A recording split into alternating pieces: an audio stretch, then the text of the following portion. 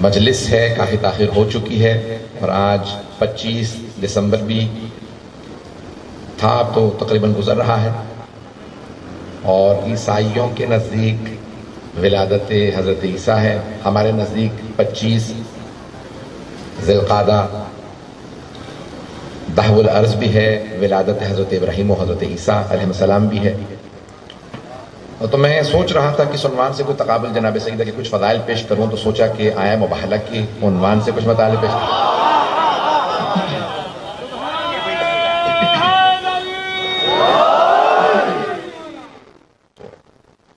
اب بے انتہا علماء موجود ہیں اور میرے دونوں طرف تشریف فرما ہیں، ان کی موجودگی میں میں بے ادبی کر رہا ہوں۔ انشاءاللہ آپ لوگ دعا فرمائیں گے میرے لیے، میں کچھ مطالب پیش کروں گا۔ تو عزیزان گرامی، آیا ہے مباہلہ، یوں تو قرآن میں 114 سورے ہیں، 114۔ اللہ نے قرآن میں بھی 1 اور 14 رکھے ہیں، 114 سورے ہیں، ہر سورے کا کم از کم ایک نام ہے، کچھ سوروں کے بہت سے نام ہیں، لیکن بہت سی آیات اہمیت کی حامل ہونے کی وجہ سے ان آیات کے بھی نام ہیں۔ ہے آیت، لیکن آیت کا بھی نام ہے، جیسے آیت الکرسی، ہم فی خالد تو 3 آیات ہو جاتی ہیں، جیسے آیت تطہیر، جیسے آیت مودت، توجہ ہو، بہت سی آیات ہیں جو اہل بیت کی شان میں، جیسے آیت ولایت، اور یہ جو آیت میں نے انتخاب کیا ہے اس کو کہتے ہیں آیت مباہلہ۔ اب علماء موجود ہے، مباہلہ غلط ہے، باب مفاعلہ سے ہے، تو مباہلہ نہیں مباہلہ ہے، توجہ ہے نا میرے ساتھ؟ تو اس میں مشارکہ، مباحثہ، تقریر یک طرفہ ہو سکتی ہے، بحث مباحثہ یک طرفہ نہیں ہوتا، نہیں توجہ ہے؟ عزیزان گرامی، مباہلہ 2 طرفہ ہے، یعنی 2 پارٹیاں آ رہی ہیں، اور جب عیسائی آئے، تفصیل ہے سورہ آل عمران کے اندر موجود ہے، مجھے زیادہ تفصیل میں نہیں جانا۔ عیسائی آنے کے بعد کہنے لگے کہ عیسیٰ ابن اللہ، 3 بحثیں تھیں، میں جلدی تینوں بحثوں کو پیش کروں گا، اگر سننا پسند فرمائیں گے اشارہ کر کے آگے بڑھ جاؤں گا۔ تو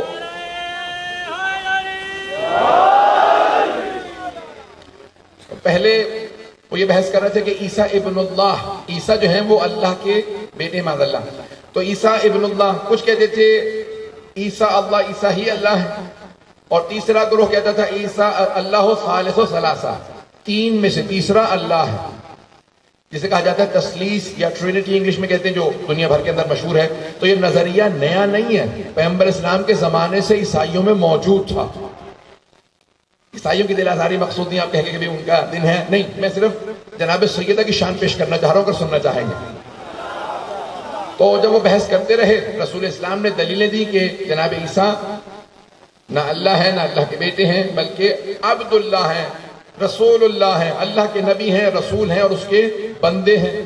وہ نہیں مان رہے تھے، تو اب اللہ نے آیت نازل کی، فَمَنْ حَاجَّكَ فِيهِ مِنْ بَعْدِ مَا جَاءَكَ مِنَ الْعِلْمِ، جو آپ کے پاس اللہ کی طرف سے علم آ چکا ہے، پھر بھی اگر کوئی کٹ حجتی کرے، نہ مانے، تو ان سے کہہ دیجئے قُلْ تَعَالَوْا نَدْعُ أَبْنَاءَنَا وَأَبْنَاءَكُمْ وَنِسَاءَنَا وَنِسَاءَكُمْ وَأَنفُسَنَا وَأَنفُسَكُمْ ثُمَّ نَبْتَهِلْ فَنَجْعَلْ لَعْنَةَ اللَّهِ عَلَى الْكَاذِبِينَ۔ تم اپنے بیٹوں کو لاؤ، ہم اپنے بیٹوں کو لائیں گے، تم اپنی خواتین کو لاؤ، ہم اپنی خواتین کو لائیں گے، تم اپنے نفسوں کو لاؤ، ہم اپنے نفسوں کو لائیں گے، پھر ہم مباہلہ کریں گے اور جھوٹوں پہ خدا کی لعنت بھیج دیں گے۔ بس یہ مباہلہ کا دن طے ہوا، اور سارے عیسائی تیار ہوئے کہ ٹھیک ہے ہم مباہلہ کے لیے جائیں گے مدینے سے باہر۔ اب اس مسجد کا نام بدل دیا گیا ہے، پہلے ایک زمانے میں اس کا نام مسجد مباہلہ تھا، جہاں مباہلہ کے لیے تیاری ہوئی۔ ایک تھوڑی سی میری سے بھی یعنی تمہید سن لیجئے کہ اس کے اندر چند جملے میں پیش کرنا چاہتا ہوں، کہ جو میرا تجزیہ ہے اہل بیت کے فضائل پہ، تحلیل اگر سننا چاہیں گے۔ میں نے وعدہ کیا تھا انشاءاللہ کرونا وائرس کے حوالے سے نشر پارکی میں، کل تو نہیں شاید پرسوں میں تفصیلی پیش کروں گا کہ میرا تجزیہ کیا ہے، کہ کیا ہوگا اور کیا ہونے والا ہے، یہ کیا ایک بہرحال بیماری ہے، یہ کیا ہے، تو انشاءاللہ پیش کروں گا۔ آج کوئی حالات حاضرہ سے متعلق زیادہ گفتگو نہیں کروں، کیونکہ کئی مرتبہ میں اپنا نظریہ دے دوں، علماء کا کچھ اور ہو، تو میں ہر بات کی جو بھی یہ کہہ رہے ہیں ان کی تائید کرتا ہوں، میں اپنے طور پہ فضائل صرف پیش کروں گا، اگر سننا چاہیں گے حضرات۔ تو فضائل سب کے سب میرے ساتھ رہیے گا۔ عزیزان گرامی، یہاں سرور کائنات نے کہا بھائی اللہ نے حکم دیا قل تعالو، لفظ قل قرآن کریم میں 132 مرتبہ آیا، اور یہ صرف رسول اکرم سے خطاب ہے اللہ کا، کہہ دیجئے۔ تو قذافی نے، ملعون نے قرآن کریم چھاپا تھا، اس میں سے قل نکال دیے تھے کہ رسول خدا اب نہیں رہے، یہ قل جو ہے اضافی ہے، بعد میں خود ہی اسے شرمندہ ہونے کے بعد دوبارہ رکھنے پڑے، اور کہا کہ دوبارہ وہ قرآن کریم چھاپو اس کے اندر قل موجود ہو۔ تو بہرحال یہ جب بھی اہل بیت کو چھوڑ دیتے ہیں تو سوائے ذلت کے کچھ نہیں ملتا۔ تو اس نے یہ قرآن کریم کے 132 قل اس نے کہا تھا نکال دو، بہرحال دوبارہ لکھے۔ یہاں پہ اللہ نے کہا قل تعالوا ندعو ابناءنا وابناءکم، ہم اپنے بیٹوں کو لے کے آئیں گے، تم اپنے بیٹوں کو لے کے آؤ۔ عزیزان گرامی، جو تجزیہ میں پیش کرنا چاہ رہا تھا وہ سن لیجئے۔ تمام فضائل اہل بیت میں ہمیشہ لوگوں نے کوشش کی ہے شامل ہونے کی۔ اگر سنیں گے حضرات، یقین مانیے 4 دن سے میں نے اس طرح سے آرام نہیں کیا، جب سے میں جلدی آ گیا تھا، پنجاب گیا، پورا سفر مسلسل سفر ہے، تو اب میں پیش کر رہا ہوں۔ بالکل حالت نہیں ہے میری، لیکن آپ کی محبت کی خاطر خاص طور سے آیا ہوں۔ پچھلی دفعہ بھی آیا تھا، جو آپ سے محبت ملی اور آپ کے علماء کرام نے اور جو ہم مومنین نے جو محبت دی، میں خاص طور سے آپ کی محبت کی وجہ سے آیا ہوں رات کے اس پہر میں۔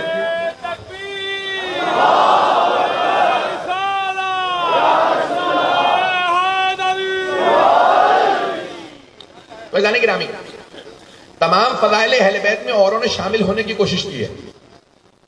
اگر آیت تھی تو کہا آیت میں اوروں کے لیے گنجائش نکال لو، اگر احادیث تھیں کچھ لوگ تو پہنچ گئے، اگر پیغمبر نے کوئی حدیث کہی تو کہا اوروں کے لیے گنجائش نکالو۔ شاید میں مثال پیش کروں تو آیت تطہیر نازل ہوئی تو کچھ نے کہا بھئی اوروں کے لیے گنجائش نکال لو، کچھ نے کہا نہیں اس میں ازواج بھی ہیں، کچھ نے اوروں کو بھی شامل کرنے کی کوشش کی، ایک نے تو یہاں تک کہہ دیا پوری امت ہی آل محمد ہے۔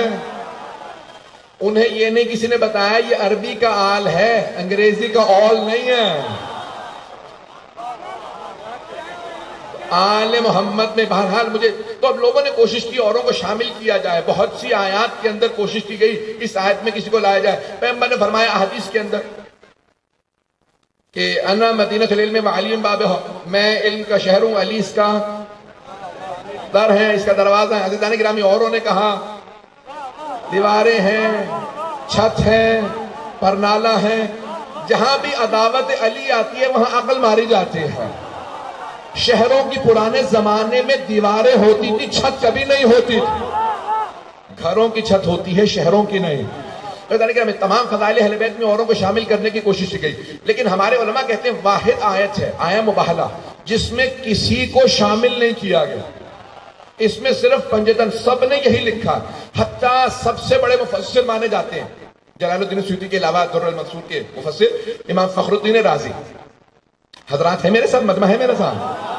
فخر الدین رازی کو بہت بڑا مفسر مانا جاتا ہے، تفسیر کبیر 30 جلدوں پہ ان کی تفسیر ہے، بہت بڑے مفسر قرآن ہے۔ انہوں نے تمام آیات، بہت سے فضائل بھی لکھے اہل بیت کے، جو انسان یعنی واقعاً تعجب کرتا ہے کہ انہوں نے اتنے زیادہ کھل کے اہل بیت کے فضائل بھی لکھے، لیکن آیات میں انہوں نے کوشش کی اوروں کو شامل کر لیا جائے۔ آیت تطہیر میں 7 اقوال لکھے ہیں، اور بہت سی آیات میں اقوال لکھے کہ یہ بھی ہے یہ بھی، لیکن واحد آیت آیہ مباہلہ ہے، جس کے لیے خود امام فخر الدین رازی نے کہا کہ صرف پنجتن کے لیے اس میں اور کوئی شامل نہیں۔ ایک تجزیہ پیش کر رہا ہوں کہ تمام کے تمام مفسرین نے، علماء نے، تمام عالم اسلام کے حتیٰ غیر مسلمانوں نے آیہ مباہلہ سے متعلق لکھا صرف پنجتن ہے اس آیت میں اور کوئی نہیں۔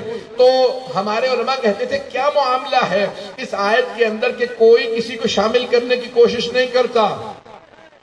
جب پیغمبر نے کہا نا تمام اپنے صحابہ سے کل میں مباہلہ کے لیے جاؤں گا، 3 دن روزے رکھے، روزے رکھنے کے بعد کہا کل جاؤں گا اس مقام پہ، تو کوئی نہیں کہہ رہا مجھے بھی لے چلیے، کوئی ساتھ شامل ہونے کے لیے تیار نہیں، اور کسی مفسر نے نہیں کہا کہ پنجتن کے علاوہ کوئی اور اس آیت میں ہے۔ تو جانتے ہیں کیوں؟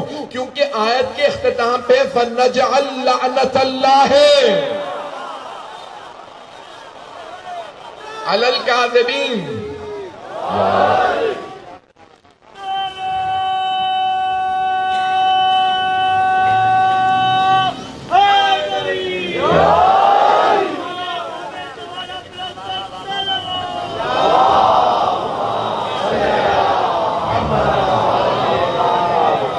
توجہ فرما رہے ہیں ذہن گرامی؟